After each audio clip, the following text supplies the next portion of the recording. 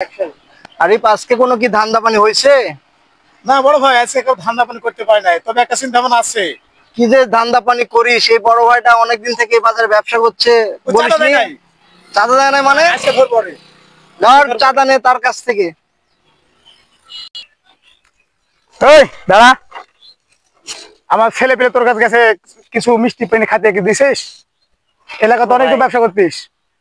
আমি তো জানি না ভাই। কি জানিস না মানে? ছেলে পেলে ঘুরে আসছে, তো বারবার বলছে তোকে গেছে, তো জানিস না? মিষ্টি খাবেন? মিষ্টি খাওয়ার কিছু দিস নি তো? এই গলা লাগবে না। 50 টাকা। এই 50 কি হয়? 50 কি হয়? কি এটা 50 কি হয়? আমরা কি কাঁচা চাল? 50 টাকা তো কিসে 50 টাকা? এই কি 50 টাকা? ভাই খাবেন? এই 50 কি হয়?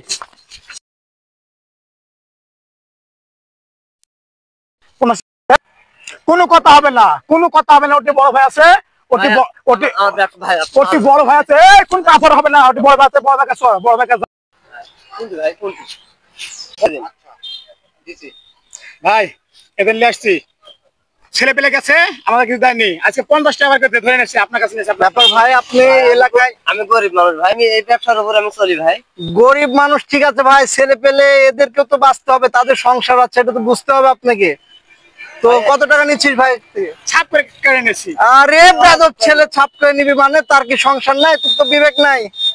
তো এগুলো বিবেক তো থাকা দরকার। ভাইয়ের বাসা কত দূরে এখান থেকে? ভাই এখান থেকে 5 কিলো হবে। 5 কিলো হবে না? আচ্ছা, যেমন সাপ করে নিছে, ছেলে পেলে তো বুঝেন সবই। এই যে 200 টাকা লেন, আপনি নিয়ে যান। আর ভ্যানটা, ভাইয়ের ভ্যানটা লে। না না ভাই, এই সম্বন্ধে কথা বলেন না। না ভাই, ভ্যানটা আপনি বুঝেন, বিষয়টা বোঝার চেষ্টা করেন যে আপনি 200 টাকা দিলাম আপনার যাতায়াতের খরচটা, ঠিক আছে? এই সম্বন্ধের কথা ভাই। ভাই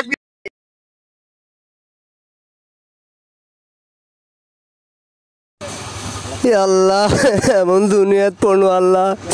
আমার ব্যবসার রুজি ভ্যানটাও হারানো, টাকাগুলো নিয়ে নিল আল্লাহ। আমি এখন কি করে খাবো আল্লাহ?